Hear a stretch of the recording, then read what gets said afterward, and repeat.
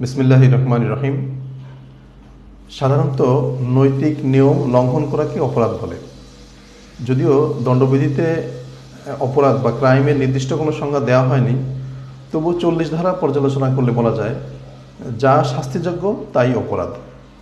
General colleges act 1897 এর 3-37 ধারা অনুযায়ী কোনো কাজ বা কোনো কাজ করা থেকে বিরত থাকা যদি আইনত দণ্ডনীয় হয় তাহলে সেটিকেই অপরাধ বলে। দণ্ডবিধিতে অপরাধের নির্দিষ্ট শ্রেণীবিভাগও উল্লেখ করা হয়নি। সিআরপিসিতে অপরাধের বিভিন্ন সংজ্ঞা দেওয়া হয়েছে, তো সেগুলো আমরা আলোচনা করতে পারি। যেমন আমলযোগ্য বা কগনিজেবল অফেন্স বা আমলযোগ্য অপরাধ। ফৌজদারি কার্যবিধির 2য় তফসিলে যে বিষয়গুলোকে আমলযোগ্য অপরাধ হিসেবে গণ্য করা হয়েছে সেটি আমলযোগ্য অপরাধ। ফৌজদারি কার্যবিধি 4(1)(f) অনুযায়ী যে অপরাধে বিনা পরোয়ানায় পুলিশ গ্রেপ্তার করতে পারে সেই অপরাধকে আমলযোগ্য অপরাধ বলে।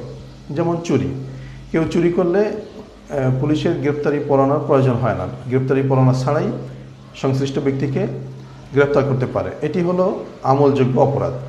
দ্বিতীয়ত আমল অযোগ্য অপরাধ বা নন কগনিজেবল অফেন্স। ফৌজদারি কার্যবিধি 4(1)(n) অনুযায়ী যে অপরাধে পুলিশ বিনা পরোয়ানায় গ্রেপ্তার করতে পারে না সেগুলি হলো আমল অযোগ্য অপরাধ, যেমন আঘাত। তৃতীয়ত জামিনযোগ্য অপরাধ বা বেইলেবল অফেন্স।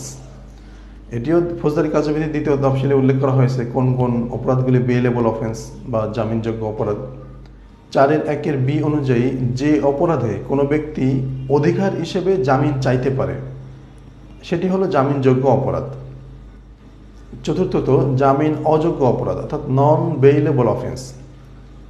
এটিও ফৌজদারি কার্যবিধির 2য় তফসিলে উল্লেখ করা হয়েছে কোনগুলি নন বেইলেবল অফেন্স। তো 4(1)(b)তে বেইলেবল অফেন্সের কথাও বলা হয়েছে, নন বেইলেবল অফেন্সের কথাও বলা হয়েছে।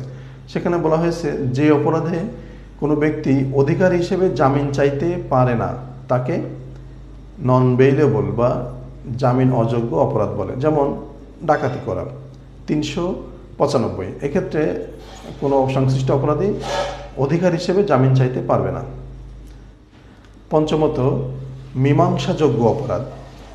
মীমাংসাযোগ্য অপরাধের কোনো সংজ্ঞা নির্দিষ্ট করে দেওয়া হয়নি, তবে ফৌজদারি কার্যবিধির 345 ধারায় এই ধরনের অপরাধের তালিকা দেওয়া আছে। তো এটা এভাবে বলা যায় যে পক্ষগণ ইচ্ছা করলে নিজেরা মীমাংসা করতে পারে এমন অপরাধকেই মীমাংসাযোগ্য অপরাধ বলে। এটিকে আমরা 323 ধারার আঘাতের কথা উল্লেখ করতে পারি, এটি মীমাংসাযোগ্য অপরাধ। ষষ্ঠত মীমাংসার অযোগ্য অপরাধ। এরও নির্দিষ্ট কোনো সংজ্ঞা দেওয়া হয়নি, তবে 345 ধারায় ফৌজদারি কার্যবিধির তালিকা দেওয়া আছে মীমাংসাযোগ্য অপরাধের। তার বাইরে যে অপরাধগুলো আছে সেগুলি হলো মীমাংসা অযোগ্য। সপ্তমত আদালতের অনুমতি নিয়ে মীমাংসাযোগ্য অপরাধ। এটিরও তালিকা 345 ধারা ফৌজদারি কার্যবিধিতে দেওয়া হয়েছে। তো এর উদাহরণ হিসেবে আমরা বলতে পারি 147 ধারার দাঙ্গা, এটি আদালতের অনুমতি নিয়ে মীমাংসাযোগ্য বা মীমাংসা করা যায়।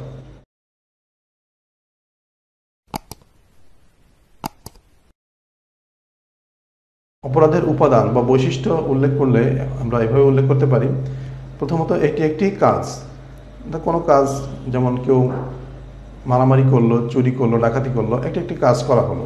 দ্বিতীয়ত কোনো কাজ থেকে বিরত থাকা, অর্থাৎ একজন ডাক্তার যদি তার সেবা প্রদান না করেন বা রোগীর সেবা না দেন তাহলে সেই কাজ না করাই তার জন্য অপরাধ। অর্থাৎ অপরাধ কখনো কখনো কাজ হবে, কখনো কখনো কাজ থেকে বিরত থাকাও হতে পারে। তৃতীয়ত এই কাজ বা কাজ থেকে বিরত থাকা এটি আইনে নিষিদ্ধ হতে হবে, অর্থাৎ এমন কাজ করা বা কাজ করা থেকে বিরত থাকা চলবে না যেটি আইন দ্বারা নিষিদ্ধ নয়, তাহলে সেসব কাজ বা সেসব কাজ করা থেকে বিরত থাকা অপরাধ হবে না।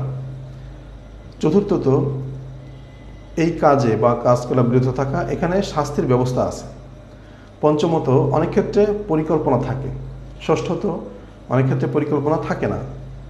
সপ্তমত যেটি অত্যন্ত গুরুত্বপূর্ণ অপরাধের ক্ষেত্রে সেটি হলো মেন্স রিয়া বা দুষ্ট মন বা অপরাধী মন, এটি অত্যন্ত গুরুত্বপূর্ণ। দুষ্ট মন না থাকে তাহলে তার অনেক কাজ অপরাধ হিসেবে গণ্য হয় না। যেমন কোনো ব্যক্তি রাস্তা দিয়ে হেঁটে যাওয়ার সময় তার অগোচরে কারোর সঙ্গে ধাক্কা লাগলো, এটি অপরাধ হিসেবে গণ্য হবে না, কারণ তার অপরাধী মন ছিল না বা মেনস্টিয়া ছিল না। কিন্তু যদি সে ইচ্ছা করে ধাক্কা দিয়ে থাকে তাহলে সেটি অপরাধ হিসেবে গণ্য হবে। তো এই হলো আমাদের সংক্ষিপ্ত অপরাধের আলোচনা। তো আশা করি ভালো লেগেছে। আমাদের পরবর্তী ভিডিও দেখবেন সেই আহ্বান রাখছি। সবাই ভালো থাকবেন। আসসালামু আলাইকুম।